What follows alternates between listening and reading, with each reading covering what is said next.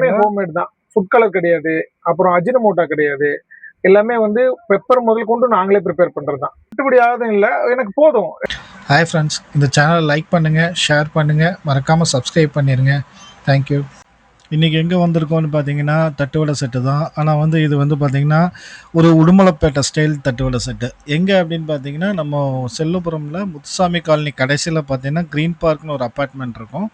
அந்த அப்பார்ட்மெண்ட்டுக்கு ஆப்போசிட்டில் இது லொக்கேட் ஆகிருக்கு. இது வந்து ஈஸி டு ஆக்சஸ் தான். சுண்டக்காமுத்தூர் ரோட்லேருந்து வந்தீங்க அப்படின்னா ஈஸி டு ஆக்சஸ் தான்.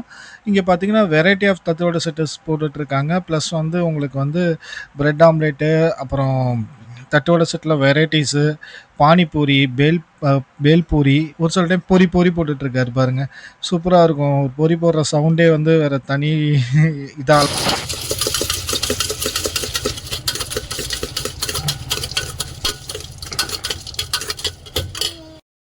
பொரி ரெடி ஆயிடுச்சு. அப்படியே எடுத்து சாப்பிட்டோன்னா அவ்வளோ டேஸ்ட்டாக இருக்கும். எப்படி இருக்கும் அப்படின்னு சொல்கிறேன். அதில் வந்து பார்த்திங்கன்னா நெடக்கல்ல இந்த மாதிரி விஷயங்கள்லாம் போட்டிருப்பாரு. காரம் வேணும்னு சொன்னீங்கன்னா காரமும் சேர்த்து போடுவார்.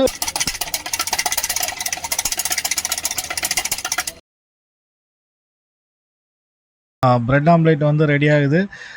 எப்படி நல்லா சூடான தவாவில் முட்டையை அடித்து ஊற்றிடுறாரு. அந்த ப்ரெட்டு பார்த்திங்கன்னா அவ்வளோ சாஃப்டாக இருக்கும். சரிங்களா, அது எங்கே வாங்குறாருன்னு தெரியல. ஆனால் மில்க் ப்ரெட்டு ரொம்ப சாஃப்டியாக இருக்கும்.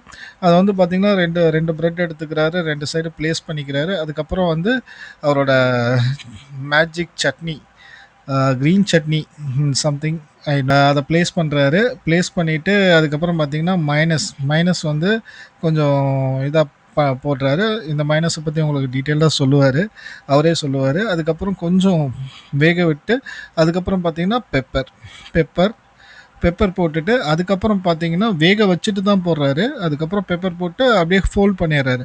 ஃபோல்டு பண்ணிவிட்டு ஃபைனல் டச்சாக ஒரு சின்ன மேஜிக் மசாலா போடுவார். அந்த ஃபோல்ட் பண்ணி அந்த கட்டிங் ஸ்டைலே பாருங்கள், ஒரு டிஃப்ரெண்ட்டாக இருக்கும். பார்க்குறக்கே அவ்வளோ அழகாக இருக்கும். எவ்வளோ சூப்பராக பண்ணுறாரு. அதுக்கப்புறம் டெக்கரேட் பண்ணி கொடுக்குறாரு. ஆனால் ரொம்ப டேஸ்ட்டாக இருக்குங்க. அந்த அடுத்து பார்த்தீங்கன்னா எக் செட்டு கேட்டிருந்தேன். எக் செட்டு போட ஆரம்பிச்சிட்டாரு. எக் செட்டு பார்த்தீங்கன்னா red chutney and 2 types of chutneys வச்சுருக்காரு. ஒன்று ரெட்டு, இன்னொன்று வந்து நல்ல டார்க் ரெட்டாக இருக்குது சட்னி. என்ன மேஜிக் சட்னின்னு எனக்கு தெரியல. அதுக்கப்புறம் பார்த்திங்கன்னா தேவையான காரத்துக்கு வந்து பார்த்திங்கன்னா பச்சை மிளகாய் தான் யூஸ் பண்ணுறாரு. அதுக்கப்புறம் ஆனியன், அதுக்கப்புறம் கேரட் போடுவாரான்னு எனக்கு தெரியல. எக் எடுத்துக்கிறாரு. எக்கு வந்து பார்த்திங்கன்னா அது கட் பண்ணுறதுக்குனே ஒரு மிஷின் வச்சுருக்கிறாரு. மிஷின் அந்த மிஷினில் வந்து எடுத்து கட் பண்ணி எடுத்து ப்ளேஸ் பண்ணிவிட்டு அதுக்கப்புறம் அவரோட மேஜிக் மசாலா ஒன்று வச்சுருக்காருங்க. அதுதாங்க போடுறாரு. அது என்ன மேஜிக் மசாலான்னு நமக்கு தெரியல. ஆனால் கேட்டாலும் சொல்ல மாட்டார். ஆனால் ஹோம்மேடு, கம்ப்ளீட்லி ஹோம்மேடு. அவ்வளோ டேஸ்ட்டாகவும் இருக்கும். அந்த அளவுக்கு நம்மக்கிட்ட டேஸ்ட்டாகவும் இருக்கும். இப்போ நம்ம இன்கிரீடியன்ஸ் எல்லாம் வந்து ஹோம்மேடுங்களா இல்லை வெளியே? எல்லாமே ஹோம்மேட் தான். ஃபுட் கலர் கிடையாது. அப்புறம் அஜினமோட்டோ கிடையாது. எல்லாமே வந்து பெப்பர் முதல் கொண்டு நாங்களே ப்ரிப்பேர் பண்றது தான். இப்போ நம்ம கிட்ட என்னென்ன அடை செட்டுனா போறீங்க, என்னென்ன ஐட்டம்னா போறீங்க? அடை நம்ம கடையில ஸ்பெஷல் வந்து தட்டுவடை செட்டு தான். அதுலயும் வந்து நம்ம ஊர் ஸ்டைல் இல்லாம உடுமலைப்பேட்டை ஸ்டைல்ல வர மாதிரி மசால் செட்டு, தக்காளி, பூண்டு செட்டு, பெப்பர் செட்டு, அப்புறம் முட்டை செட்டு, சிக்கன் முட்டை செட்டு, அப்புறம் காம்போ செட்டுன்னு ஒன்று கொடுக்குறோம். இந்த காம்போலேயே வந்து காம்போ வித் எக் செட்டுன்னு ஒன்று கொடுக்குறோம்.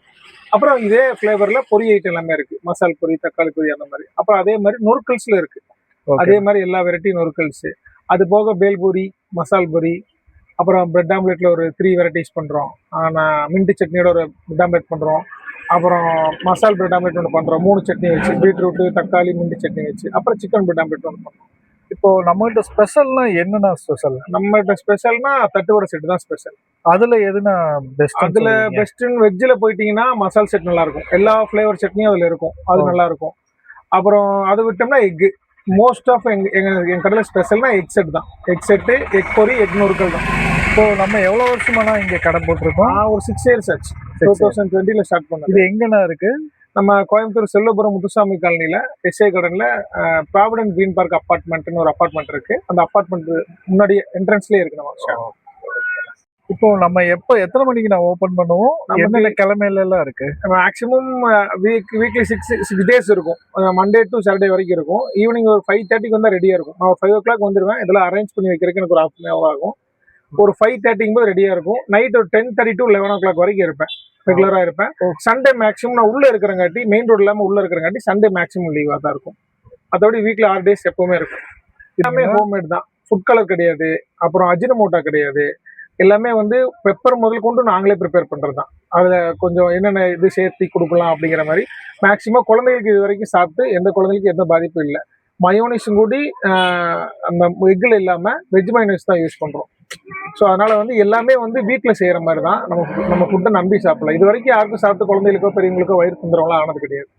கொடுக்குற பொருள் நல்லதா கொடுக்கணும். அது தள்ளு வண்டியா இருந்தாலும் சரி, பெரிய கடையா இருந்தாலும் சரி. அதனால கொடுக்குறது நல்லதா கொடுக்கணும். வேணும்னா ஒரு 5 ரூபா சேர்த்து கூடி வாங்கிக்கலாம். ஆனா கொடுக்குற பொருள் எப்பவும் தரமா கொடுக்கணும். இப்போ ஆயில்ல என்ன ஆயில்லாம் யூஸ் பண்றீங்க? நார்மல் ஆயிலுங்களா இல்ல இப்போ செக் பொரிக்கு எண்ணெய்? இதுக்கெல்லாம் போறது செக்கெண்ணெய் தான். கோகனட் ஆயில் செக்கெண்ணெய் தான் யூஸ் பண்றேன். பட் நம்ம ஆயில் நம்ம யூஸ் பண்றது வந்து பிரெட் ஆம்லெட் மட்டும் தான். அது சன்ஃபிளவர் ஆயில் தான். மேக்ஸிமம் சன்ஃபிளவர் ஆயில் மட்டும் தான். இப்போ மத்த கடையில பெரிய கடையில கூட செக் ஆயில் யூஸ் பண்ண மாட்டாங்க. உங்களுக்கு கட்டுப்படி ஆகுதுங்களா? கட்டுப்படி ஆகுதும் இல்ல. எனக்கு போதும். எனக்கு இப்ப இந்த கடை வாடகை நான் எனக்கு வந்து ஒரு கடையில ஒரு வண்டி மாதிரி தான் போட்டிருக்கேன்.